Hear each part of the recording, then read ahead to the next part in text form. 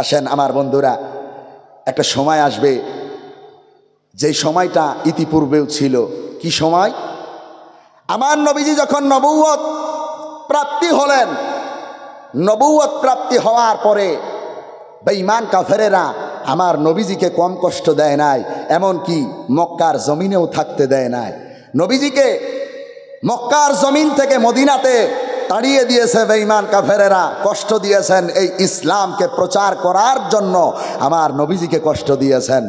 শুধু এতটুকুই না, আমার নবীজি হিজরত করার পর থেকে নিয়ে কিতাবের মধ্যে দেখলাম বড় বড় প্রায় 27টা যুদ্ধ বেঈমান কাফেরদের সঙ্গে সংঘটিত হয়েছে। বন্ধুরা আমার নবীজিকে এরা আরামে থাকতে দেয় নাই। ওই সময় আবার আসতেছে, সামনে আসতেছে না, এসে গেছে। এই সময় জান আর মাল কেন খরচ করবেন? আসেন আমরা একটা হাদিসের মধ্যে ঢুকব। বিশ্বনবী মুহাম্মদ সাল্লাল্লাহু আলাইহি সাল্লাম বলেছেন, একটা কিতাব আছে মিশকাত শরীফ, কিতাবুর রিকাক, রিকাক অধ্যায়ের সর্বশেষ হাদিসে চলে যান। বিশ্বনবী বলেন, পৃথিবীর শুরু থেকে নিয়ে শেষ পর্যন্ত যেই দিন দুনিয়া ধ্বংস হবে, দুনিয়া চূর্ণ বিচূর্ণ হয়ে যাবে, দুনিয়া ভেঙে যাবে গো, আমার আল্লাহ তাআলা দুনিয়াকে চূর্ণ বিচূর্ণ করে দিবেন। ওই চূর্ণ বিচূর্ণ কবে করবেন? নবীজি বলেন, পৃথিবীর শুরু থেকে নিয়ে শেষ পর্যন্ত এই পুরা সময়টা 5টা কালে বিভক্ত। জোরে বলেন কয়টা? আমার ওয়াজটা বুঝবেন, দেখবেন আমি মনে করি এই ওয়াজটা, সংক্ষিপ্ত ওয়াজটা যদি আপনারা একটু বুঝার চেষ্টা করেন, আপনার ঘুমটা উড়ে যাবে, চিন্তায় পড়ে যাবেন। কি শুনলাম? আমার বন্ধুরা ভাইয়েরা, বিশ্বনবী বলেন, পৃথিবীর শুরু থেকে নিয়ে শেষ পর্যন্ত 5টা কাল। হাদিসের আরেকটা ব্যাখ্যায় আসতেছে, পৃথিবীর শুরু থেকে না, বিশ্ব নবী থেকে নিয়ে শেষ পর্যন্ত কিয়ামত পর্যন্ত 5টা কাল। 5টা কাল শেষ হয়ে যাবে, আল্লাহর নবী বলেন দুনিয়া ধ্বংস হয়ে যাবে রে মুসলমান। এখন আমি খুলে খুলে 5টা কালের বর্ণনা গোবিন্দপুরের মানুষকে শোনাবো। আমার ভাইয়েরা বন্ধুরা, বিশ্বনবী বলেন এই 5টা কালের 1 নম্বর কালের নাম হলো নবুয়তের কাল। জোরে বলেন কিসের কাল? কথা বলেন, আওয়াজ দেন, কিসের কাল? নবুয়তের কাল। গোবিন্দপুরের মানুষেরা বলতেছে, হুজুর আমরা নবুয়তের কাল বললেন, আমরা বুঝলাম না, একটু খুলে বলেন।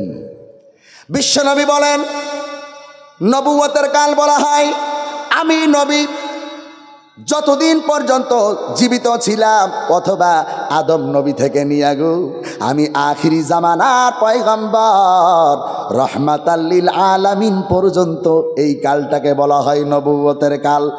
আরো বাংলা করে বলি, আদম নবী থেকে নিয়ে আমার নবী পর্যন্ত যতদিন পর্যন্ত নবীদের আনাগোনা পৃথিবীতে ছিল গো, এই পুরা সময়টাকে বলা হয় নবুয়তের কাল। চিৎকার মেরে বলা যাবে না সুবহানাল্লাহ? তাইলে বুঝলাম আদম নবী থেকে আমার নবী পর্যন্ত কালটা ছিল নবুয়তের কাল। এখন আপনাদের কাছে একটা প্রশ্ন করতে চাই, আচ্ছা বলেন তো, নবুয়তের কাল এখন আছে না গেছে? নাই। কে বলছে আছে? চলে গেছে। বুঝবেন আমার ওয়াজ, নবুয়তের কাল চলে গেল 5টা কালের মধ্যে থেকে।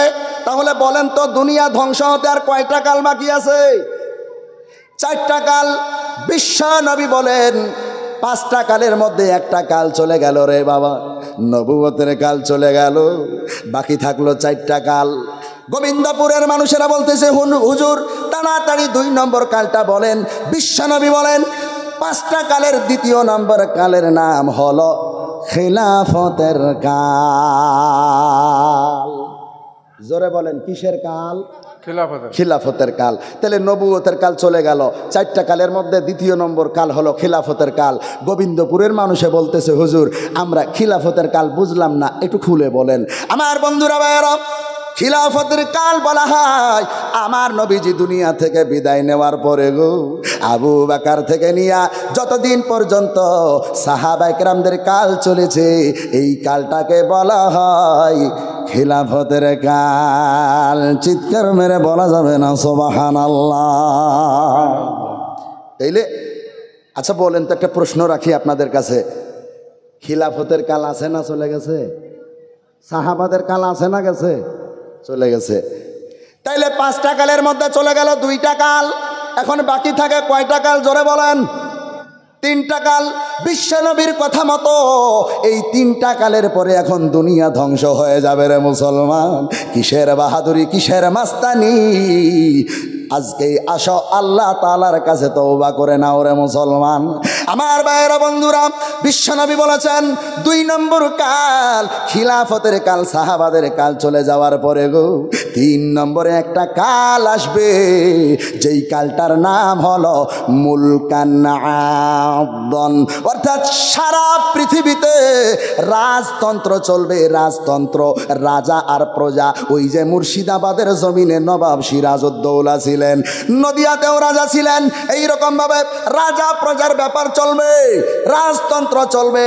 আমার ভাইরা বন্ধুরা, মুর্শিদাবাদেও রাজা নাই রে, নদিয়াতেও রাজা নাই, সারা ভারতবর্ষ খুঁজে দেখেন রাজা নাই, আবার অন্য কান্ট্রিতে চলে যান রাজা নাই। তাইলে আমার কথা হলো মুসলমান গো বলেন 3 নম্বর কাল আছে না গেছে?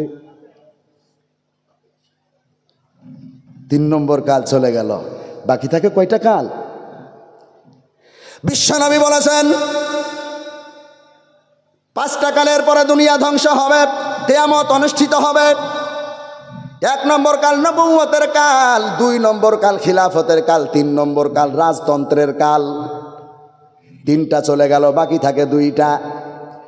গোবিন্দপুরের মানুষেরা বলতেছেন হুজুর তাড়াতাড়ি 4 নম্বর কালটা বলেন। আমার নবী বলেন 4 নম্বর কালটার নাম হলো মালাকান জাবারিয়াতান, অর্থাৎ জোরজার। কথা বলে না, জোরজার মুলুকতার। একটু চিন্তা করেন তো, নবী 1450 বছর আগে বলছেন একটা কাল আসবে জোরজার। একটু আওয়াজ দেন, জোরজার মুলুকতার। এই কালটা এখন মনে হয় আসে নাই, না আসেনি? এসেছে? আহা মুসলমান, সারা পৃথিবীর জমিনে সবার কথা মিথ্যা হতে পারে, হওয়ার সম্ভাবনা আছে, কিন্তু এমন একজন আছেন যার কথা মিথ্যা হতে পারে না, পারে না, পারে না। মিথ্যা হওয়া তো দূরের কথা, মিথ্যা হওয়ার অবকাশটুকু পর্যন্ত নাই। জোরে বলবেন না সুবহানাল্লাহ? তিনি হলেন আপনার নবী, আমার নবী, রহমাতাল লিল আলামিন। আমার বন্ধুরা ভাইয়েরা গভীর মনোযোগ, বিশ্বনবী বলেন 4 নম্বর কালটার নাম হলো মালাকান জাবারিয়াতান, অর্থাৎ জোরজার মুলুকতার। আজকে জোরজার মুলুকতার চলছে বলে এই যে গান্ডুরা আছে, মেদিনীপুরে আছে, উত্তরপ্রদেশে আছে, আরো অনেক জায়গায় আছে, আমার পশ্চিম বাংলায় অহরহ আছে, যারা বলে মসজিদ দেখলেই বলে মসজিদের তলায় শিবলিঙ্গ আছে। বলে কি বলে না? শিবলিঙ্গ আছে। আমার বন্ধুরা, আমার কথা হলো শিবলিঙ্গ থাকতে পারে, তবে আমি ইসমাইলের একটা প্রশ্ন আছে, যদি শিবলিঙ্গ থাকে, আমার প্রশ্ন হলো যেখানে মসজিদ থাকে সেখানে কি শিবলিঙ্গ থাকে? কথা মনে হয় বুঝাইতে পারলাম না? শিবলিঙ্গ তো আর অন্য জায়গায় থাকতে পারে, তাহলে ওদের শিবলিঙ্গ কি আমার মসজিদের তলায় থাকতে পারে? না, ব্যাপারটা আসলে শিবলিঙ্গ থাকা না থাকার বিষয় না, ব্যাপারটা হলো জোরজার। কথা বলে না, জোরজার। এজন্য আমি সব জায়গায় বলি, গতকালকে বর্ধমানেও বলছিলাম যে আমার ভাইয়েরা, আপনারা তো নরেন্দ্র মোদীকে 5 বছরের জন্য প্রধানমন্ত্রী বানিয়েছেন, আমি ইসমাইলকে 5 বছর না 5 মিনিট বানিয়ে দেখেন। 5 মিনিট, 5 মিনিট যদি আমি ইসমাইলকে প্রধানমন্ত্রী বানিয়ে দেন, এই 5 মিনিটের মধ্যে আমি যতগুলা গান্ডু বলেছে মসজিদের তলায় শিবলিঙ্গ আছে, আমি ওদের বাড়ির তলায় মসজিদ দেখিয়ে দেব। কথা বুঝতে পারে না এরা, কারণ 5 মিনিট তো ক্ষমতা আমার হাতে থাকবে। জোরজার হিসাব বরাবর, জোরজার মুলুকতার। এখন চলতেছে জোরজার মুলুকতার।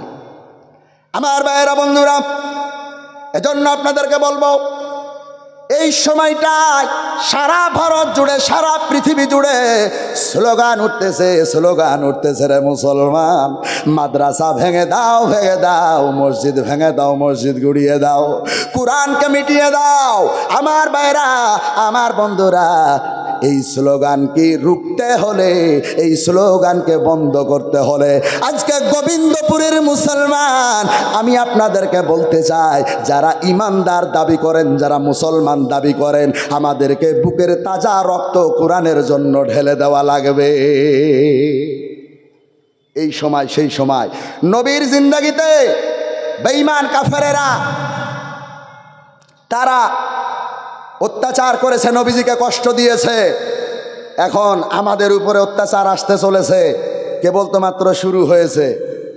বলে এনআরসি করবে, এনআরসি করবে, এনআরসি করবে। এনআরসি যখন আন্দোলনের ছোটে করতে পারলো না, তখন বলল এসআইআর করব। তখন বলল এসআইআর করব। বলে এসআইআরের একটা ফর্ম তৈরি করেছি আমরা শুধু ভারতীয় মানুষ কিনা এটা দেখব। এখন এসআইআরের ফর্ম তৈরি করার পরে আর একটা ফর্ম আলাদা করেছে, ওইটা বা বাড়িতে দেয় না। কথা বলেন ঠিক কিনা? ঘটনা কি? খোঁজ নিয়ে দেখা গেল এসআইআরের ফর্ম, এসআইআরের নামে তলের পৃষ্ঠাটায় এনআরসি চলতেছে। কিচ্ছু না, শুধুমাত্র মুসলমানদেরকে এই ভারতবর্ষের জমিন থেকে তাড়ানোর পায়তারা চলতেছে। কথা বলতে গেলে অনেক আক্রমণ আসতেছে, অনেক হুমকি আসতেছে ইসমাইলের উপরে। গত বছর আসামে ওয়াজ করতে গেছিলাম এক জায়গায়, আমি জেলার নাম বলবো না, এক জায়গায় ওয়াজ করতে গেছিলাম। যাওয়ার পরে কিছু কথা আলোচনা করেছিলাম, দেখি মাহফিল চলাকালীন 2 গাড়ি পুলিশ আসলো। ঘটনা কি? বলে ইসমাইল তালেবি হুজুরকে গ্রেপ্তার করবে। বাংলাদেশে ওয়াজ করতে গেলাম, শেখ হাসিনার পুলিশ, তখন শেখ হাসিনার আমল, কুষ্টিয়াতে আমার পাসপোর্ট কেটে নিল, জেলখানায় ঢোকাবে। আমি বলেছিলাম, তোদের মায়ের দুধের যদি জোর থাকে, যদি বুকের পাটা থাকে, ইসমাইলকে 1 ঘন্টা না 1 মিনিট জেলে রেখে দেখাস। আমার ভাইয়েরা, বন্ধুরা, বিশ্বনবী মুহাম্মদুর রাসূলুল্লাহ সাল্লাল্লাহু আলাইহি সাল্লাম তিনি বলেছেন, গো 5টা কালের পরে দুনিয়া ধ্বংস হয়ে যাবে। বলেন তো এখন কয় নম্বর চলতেছে? একটু আওয়াজ দিয়ে বলেন, কয় নাম্বার? 4 নাম্বার। আল্লাহর নবীর কথা মতো আর একটা কাল আসবে, যেই কালটা শেষ হয়ে যাওয়ার পর দুনিয়া চূর্ণ বিচূর্ণ হয়ে যাবে, দুনিয়া ধ্বংস হয়ে যাবে। গোবিন্দপুরের মানুষেরা বলতেছে, হুজুর 4 নম্বর কাল তো আপনি বললেন, তাড়াতাড়ি বলেন 5 নম্বর কালটার নাম কি হবে? আমার ভাইয়েরা, বন্ধুরা গো, 5 নম্বর কালটা আমার নবী বলেছেন। বলবো 5 নম্বর কাল বলবো? না বলবো না, এটা অন্যদিন বলবো, থাক, না বলবো না। 4 নম্বর কাল জোরজার। আওয়াজ না দিলে আমি 5 নম্বর কাল শোনাবো না। বলেন 4 নম্বর কাল জোরজার। হ্যাঁ, এবার শোনাবো 5 নম্বর কাল। নবীজি বলতেছেন, যখন জোরজার মুলুক তার শেষ হয়ে যাবে, এই গান্ডুদের বাহাদুরি যখন শেষ হয়ে যাবে, আমি আল্লাহ ছাড় দিই, যত পারিস অন্যায় কর, কিন্তু আমি আল্লাহ ছেড়ে দিই না, আমি আল্লাহ ছেড়ে দিব না। নবীজি বলেছেন 4 নম্বর কালের পরে একটা কাল আসতেছে, খেলাফতের কাল। সুবহানাল্লাহ পড়লেন না? নবীজি বলেছেন 4 নম্বর কালের পর আর একটা কাল আসতেছে, যেই কালটার নাম হলো খেলাফতের কাল। আর একটু বাংলা করে বুঝাই আমার ভাইয়েরা, বন্ধুরা, ওই 5 নম্বর কালে এমন কিছু ঘটবে যেটাই গান্ডুরা কল্পনা করতে পারে না। আমার বন্ধুরা, 5 নম্বর কালে আমার আল্লাহ তাআলা এমন বানায়া দিবেন পৃথিবীটাকে, এই পৃথিবীতে একটা না 7টা মহাদেশ আছে। এই 7টা মহাদেশের এমন কোনো অলি থাকবে না, এমন কোনো গলি থাকবে না রে মুসলমান, যেই গলিতে কালেমার পতাকা উড়বে না। চিৎকার মেরে বলা যাবে না সুবহানাল্লাহ, নারে তাকবীর, আল্লাহু আকবার। এই বেঈমানেরা যতই বলুক কোরআনকে মিটিয়ে দাও, আমার কথা হলো এরা পারবে? এই জোরে বলেন, পারবে? পারবে না। কোরআন খুলেন, আল্লাহ ওয়াজ করছেন, ইন্না নাহনু নাযালনা যিকরা ওয়া ইন্না লাহু লাহাফিজুন। চিৎকার মেরে বলেন আল্লাহু আকবার। আমার গোবিন্দপুর এলাকার মুসলমান ভাইয়েরা, বন্ধুরা, আল্লাহ সুবহানাহু ওয়া তাআলা বলেন, গোবিন্দপুর মাদ্রাসায়, মহিলা মাদ্রাসায় আয়েশা সিদ্দিকা লিলবানাতে যেই কোরআন শরীফটা পড়ানো হয় গো, এই কোরআনটা আমি আল্লাহ তাআলা নাজিল করেছি। আর এর সংরক্ষণের দায়িত্ব, এর হিফাজতের দায়িত্ব আমি আল্লাহ তাআলা নিজে গ্রহণ করেছি। বলেন সুবহানাল্লাহ। ওরে বাবারে, ওদের তেজ দেখছেন? খুচরা পয়সা তো বাজে বেশি। আমার ভাইয়েরা, বন্ধুরা, বিশ্বনবী সাল্লাল্লাহু আলাইহি সাল্লাম তিনি কিছু মানুষকে ভাগ করে দিয়েছেন। যেমন আপনারা এখানে আছেন, এখন যদি আপনাদেরকে বলা হয় যে মাদ্রাসার জন্য জান দেওয়া লাগবে, এখানে আমি বিশ্বাস করি প্রত্যেকটা মানুষ বুকের তাজা রক্ত ঢেলে দেওয়ার জন্য রেডি আছে। আছে না নাই? আরো কথা বলেন, আছে না নাই? আল্লাহ তাআলা নিজে এসে কোরআন সংরক্ষণ করবে, বিষয়টা কিন্তু এমনটা না গো মুসলমান। এই গোবিন্দপুরের মানুষ আরো অন্যান্য এলাকার মানুষ যারা আছে, এদের দ্বারাই, আর যারা মাদ্রাসায় পড়াবে, মাদ্রাসায় যারা পড়বে, এদের দ্বারাই আমার আল্লাহ তাআলা কোরআনকে সংরক্ষণ করবেন। বলেন সুবহানাল্লাহ। আমরা তো কোরআনের দাম জানি না, আমরা কোরআনের দাম বুঝতেও শিখি না। যদি কোরআনের দাম জানতাম, আমার ভাইয়েরা, বন্ধুরা, সন্ধ্যাবেলায়, এখনো পর্যন্ত দেরি হতো না, সন্ধ্যাবেলায় এই গোবিন্দপুরের প্যান্ডেল কানায় কানায় ভর্তি হয়ে যেত। কারণ আজকে মুসলমান কোরআনের দাম জানে না। জানে না বলেই তো এই যে গোবিন্দপুরে যখন ঢুকলাম, বাবারে বাবা, এমন বাজার বসছে, দেখলাম মুসলমানের মেয়েরা, এরা সাজুগুজু করছে, ঠুটে লিপস্টিক, চোখে আশকারা, মাসকারা, আইলানা, মার্জিয়া, যত রকমের জিনিস আছে সব ব্যবহার করে আর এক পুরুষের হাত ধরে রাস্তায় হাঁটতেছে।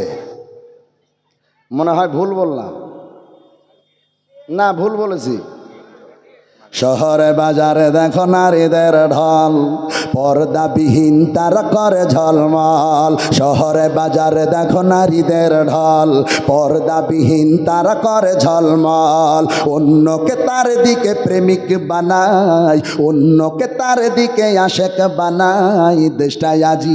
দেশটাই আজি ধ্বংস নারীর বেপরদায়, সবার মুখে একই আওয়াজ, হায় হায় হায়। ইবলিসে আজম এই দেশেতে আগমন করেছে নারীর বেশে, তারপরেও তারা দেখো পার্কে বসিয়া ওরা মেলা মিলাই, সবার মুখে একই আওয়াজ, হায় হায় হায়। আছে না না? মুসলমান আওয়াজ দেন, আছে না নাই? এরা কি কোরআন সংরক্ষণ করবে? ওদেরকে তাড়াতে হবে এখান থেকে, নাহলে গন্ডগোল পাকাবে। আমার ভাইয়েরা, বন্ধুরা, যেটা আলোচনা করতে চাচ্ছিলাম, আল্লাহ তাআলা কোরআনে কারীমের মধ্যে বলেছেন, আমি কোরআন নাজিল করলাম গো, আর এই কোরআনের হিফাজতের দায়িত্ব আমি আল্লাহ তাআলা নিজে গ্রহণ করলাম। আমার বন্ধুরা, এই কোরআনকে হিফাজত করার দায়িত্ব আমাদের আছে না নাই? মুসলমান আওয়াজ দেন, আছে না নাই? আছে, আছে। ও মুসলমান, আছে। হেফাজত করার দায়িত্ব আছে বন্ধুরা আমার। কারণ কেন? এই কোরআন হলো আমাদের মুসলমান, আমাদের মানব জাতি, শুধু মুসলমান না, সারা মানব জাতির জন্য জীবনে কিভাবে চলাফেরা করবে, জীবনে